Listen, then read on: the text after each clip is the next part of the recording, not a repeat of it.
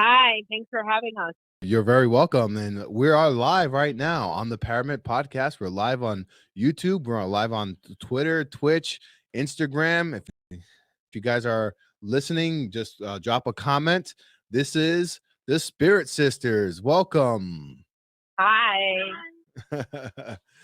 So tell us a Very little bit about yourself and how you guys Yeah, we're fascinated about the whole spirit realm. I had mentioned in the emails and the correspondence that my father had done some paranormal investigative research as in the 90s, early 90s, which yes. was the soil that grew this podcast.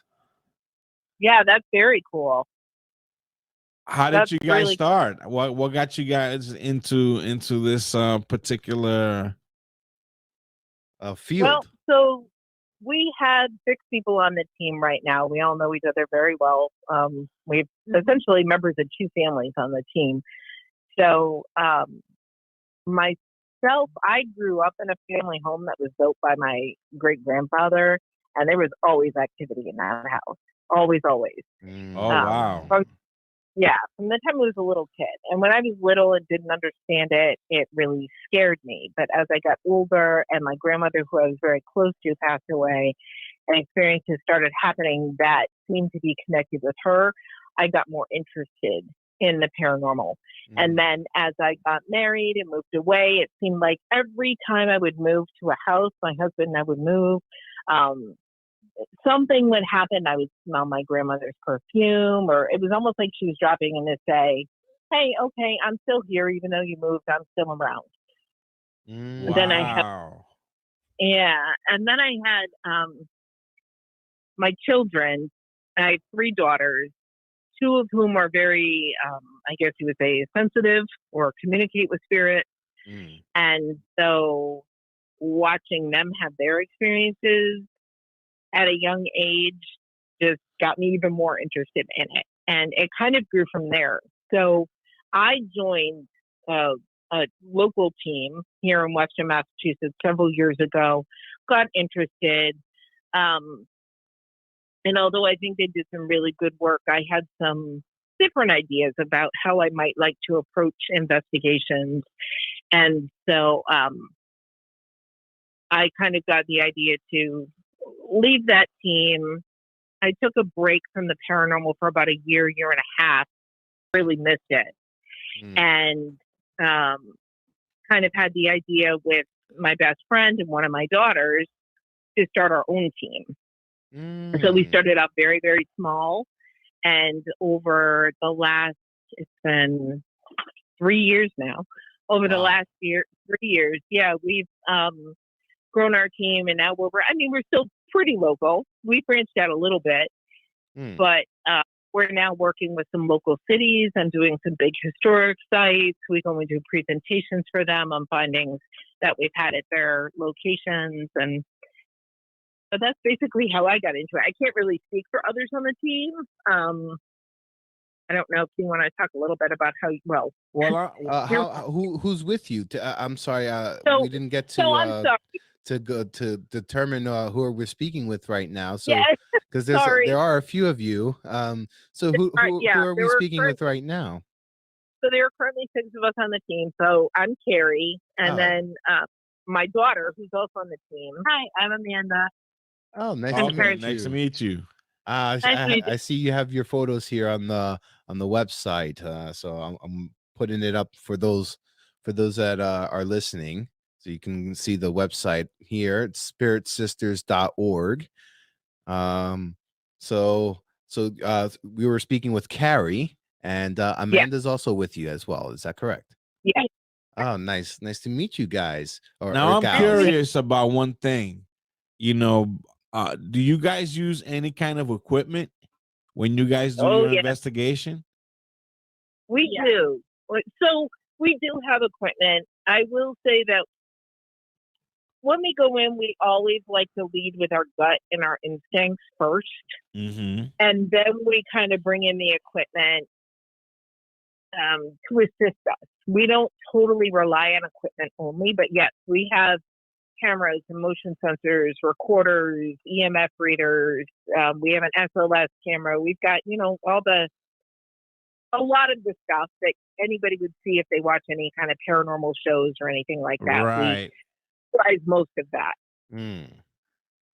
Because I'm always under the impression that, even though all those equipment that, paranormal investigators employ, I think that the best equipment we're born with is us, our human body, and our instincts. I agree with that. Yeah, absolutely. I would with that. Being sensitive myself, I always tell people, like, trust your gut. Like, if you feel like something's there and people are like, no, nothing's there, it's probably just nothing, you're kind of like ignoring your own like gut sensations. You're kind of ignoring like actually that there could be something more. Because I was saying, like, you can't see the wind, but it doesn't mean it's not there. So like, if you're getting all these like feelings, or for me when I was a kid, when I would get these feelings or I would see spirits or like be able to even communicate with them, and I kind of realized that was real. I was like, no, this is real. Like, and that's the most powerful tool that I use when I investigate, which sounds cheesy, but it's true. A lot of it is just going with what you feel. And I think that's really important. I could imagine capable. That's hard to express to others that are not very tuned into this world. Right. That must be really tough to explain. Like, a lot of it's feel. Because we're very into that realm. My wife she practices something called Santeria, which is like it deals a lot with spirits and that sort of realm. And I've seen things that I have never thought I would ever see, like people get possessed. My own sister got possessed, which I'd never seen that before, and it was very, very because right now she does readings and stuff like of that nature, and she's very sensitive to that sort of spiritual entity and spiritual energies.